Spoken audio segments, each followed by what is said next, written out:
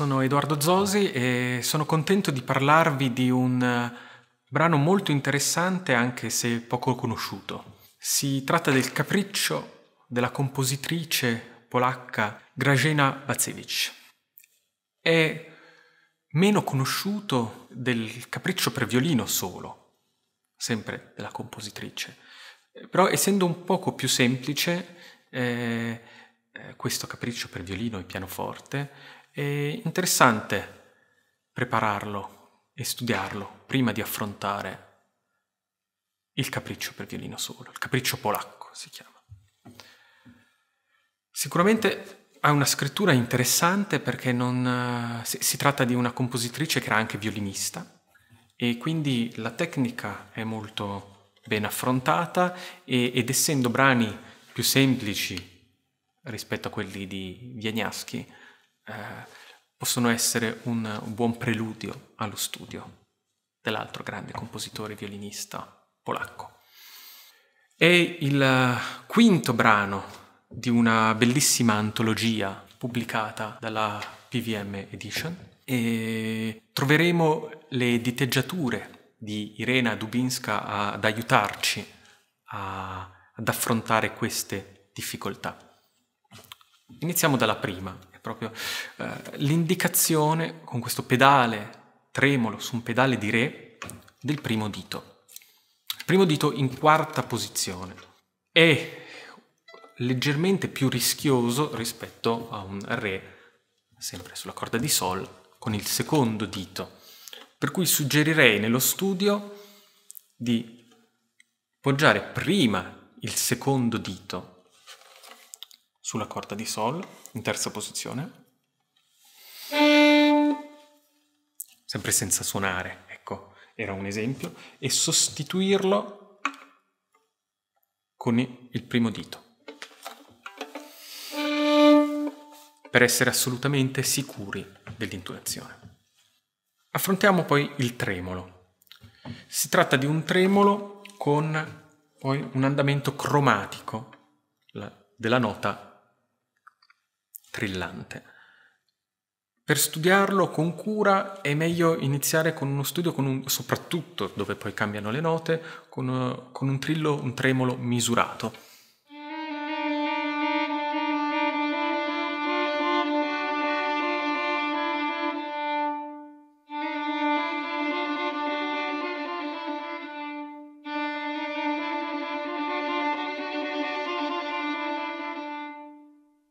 Dopodiché affrontiamo un'altra difficoltà che si tratta dell'armonico naturale di Re. È legato al tremolo. Dovremmo stare quindi attenti alle due dita che stanno facendo il tremolo, che siano leggermente verso il bordo della tastiera in modo da non stoppare la risonanza. Altra cosa a cui fare attenzione è posare il quarto dito prima di suonare con la destra.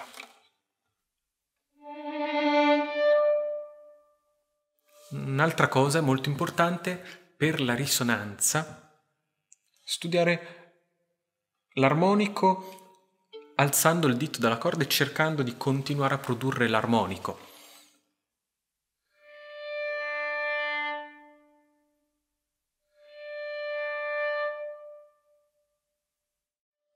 Dopodiché abbiamo degli arpeggi in cui la parte importante da curare, molto importante da curare, è l'intonazione. Per curare l'intonazione, se andiamo ad analizzare bene le note, noteremo che ci sono delle quinte, cioè delle note da tenere con lo stesso dito su due corde, da anticipare. In questo caso Sol Re.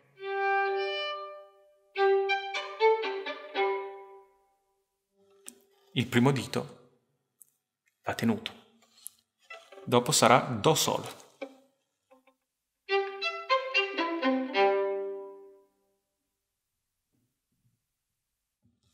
Altra difficoltà, il balzato, il gettato quasi, gettato su con bicordi, però su 2 coppie di corde diverse.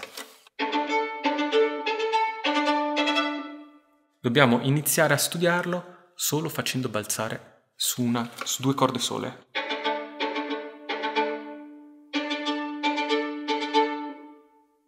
Per poi passare a studiarlo su 2 corde, sulle 2 coppie di corde differenti.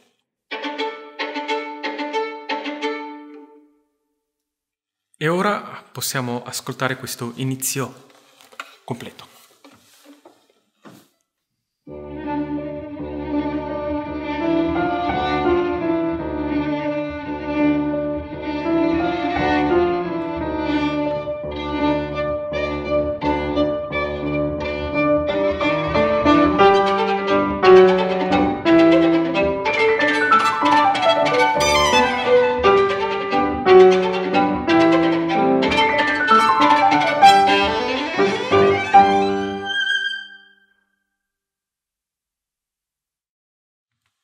E proprio in questo punto, vedete, non ho mosso la mano, noi andiamo a suonare il Sol acuto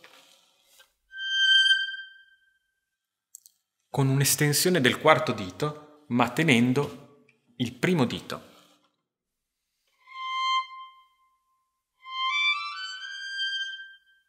Per quale ragione? Questo primo dito, andando a sostituire col secondo, ci permette di prendere con il primo dito, in 4ª posizione, l'unisono Mi, così come avevamo preso l'unisono di Re.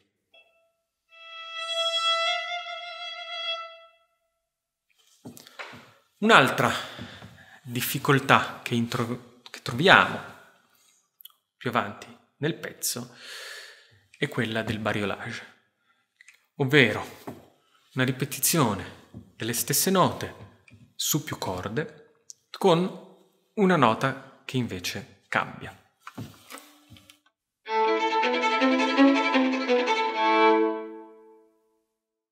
Per questo studio, per questo passaggio, lo studio importante da fare prima di tutto è intonare tutte le note, tutte le quartine come accordi.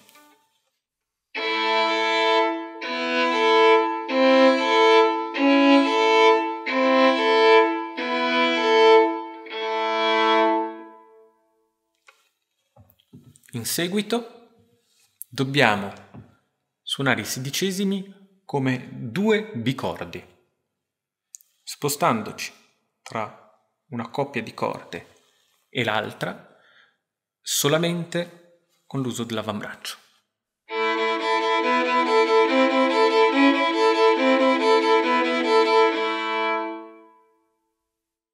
Da questa base di partenza dobbiamo iniziare a muovere un poco polso e dita in modo da aumentare sempre di più il movimento e suonare una corda sola per volta. Non dobbiamo ottenere questo subito, ma gradualmente, così da capire qual è il movimento minimo della mano per ottenere il risultato voluto e risparmiare quindi movimenti inutili.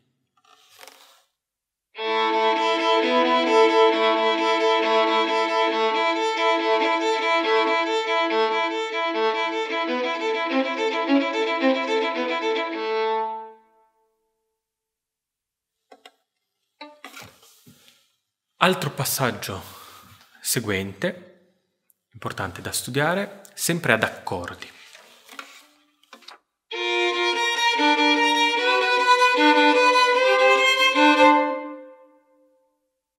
Notiamo che abbiamo l'ottava che va avanti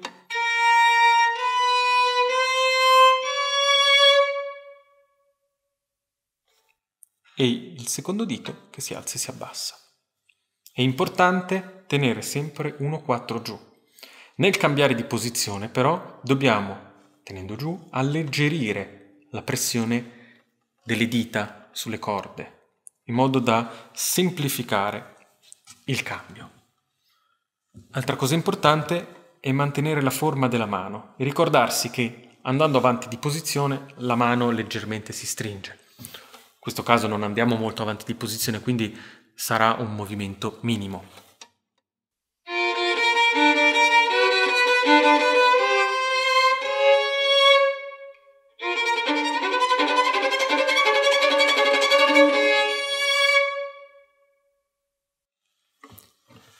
Un'altra difficoltà che ci permette di affrontare questo brano è quello delle terzine staccate.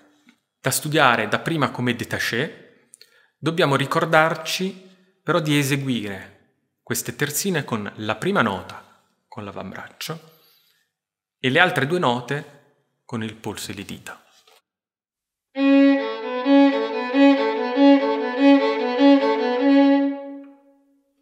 Questo dà all'esecuzione molta più chiarezza.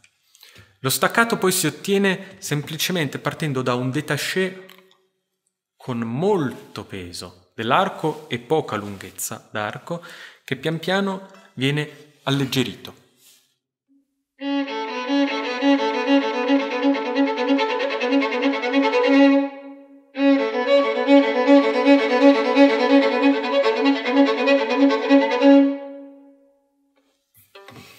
Altro episodio con il bariolage, dobbiamo stare attenti, le dita che cambiano, a non alzarle tra un dito e l'altro.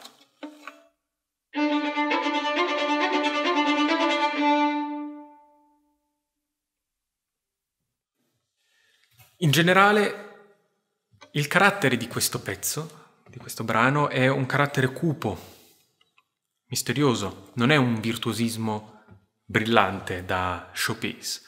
Questo carattere viene grandemente enfatizzato anche dall'apporto del pianoforte, con queste ottave vuote, ripetute, e il raddoppio di questo inquietante cromatismo.